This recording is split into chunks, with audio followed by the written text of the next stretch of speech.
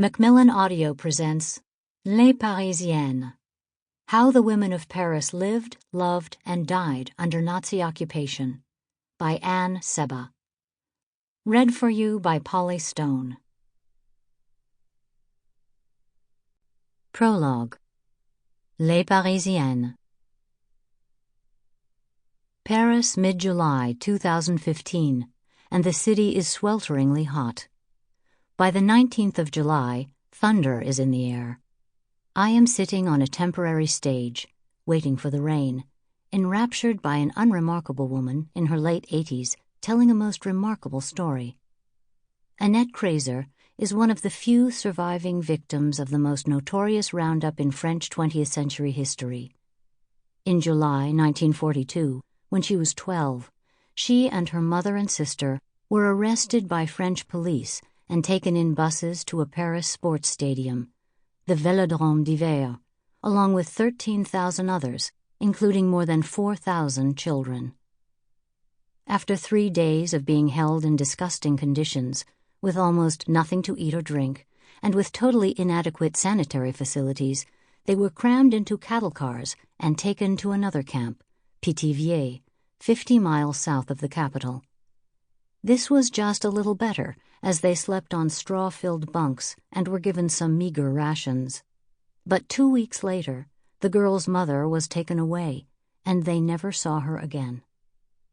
Abandoned, they were now taken back to Paris, to a holding camp in the suburb of Drancy. Most of the children who returned with them on this occasion did not survive much longer, as they were shipped to Auschwitz and gassed. But Annette and her sister Leah were miraculously saved. A cousin who worked as a secretary in the camp saw their names on a list and managed to organize their liberation.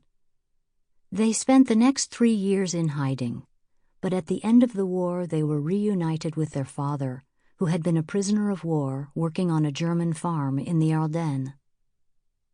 Today Annette is recounting those events to an audience that is mostly elderly but includes Parisian dignitaries and journalists. Her story is especially distressing because the mention of lists is a reminder of how the Jewish community was itself forced to compile names and addresses of its own members. She cannot, she says, pass a day without thinking of the other 4,000 children who did not have such useful cousins. Also telling a story that oppressive morning is Séverine Darc, a 33-year-old teacher who owes her existence to Pierrette Pochard, a farmer's widow from Burgundy, recently declared one of the righteous among nations, the official term used by the State of Israel to describe non-Jews who risked their lives during the Holocaust to save Jews from extermination by the Nazis. Pierrette was among those French men and women who put their own lives in danger to help Jews survive, and Séverine's dramatic story shows how courageously many ordinary French people behaved. Pierrette saved at least 5 Jewish children who grew up alongside her own, one of whom was an abandoned 18-month-old baby named Colette Morgenbesser. Séverine is Colette's granddaughter, but thinks of herself as a descendant of Pierrette, too. The stadium no longer exists, but this ceremony is now held annually on a nearby site in the shadow of the Eiffel Tower, following President Jacques Chirac's groundbreaking 1995 speech when he officially recognized French culpability for the 1942 roundup.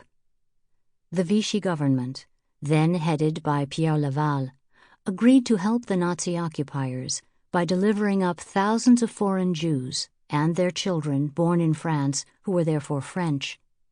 The number of those who lived through the events being commemorated diminishes each year, but some of their children now attend to honor their parents' memory. In less than an hour, the 2 women making formal addresses have revealed some of the myriad narratives which make up the complex patchwork of experiences in France during les années noires, the dark years. In different ways, they have both shown that the past is not yet the past in France.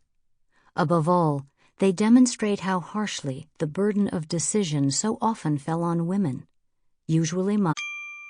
Sample complete. Ready to continue?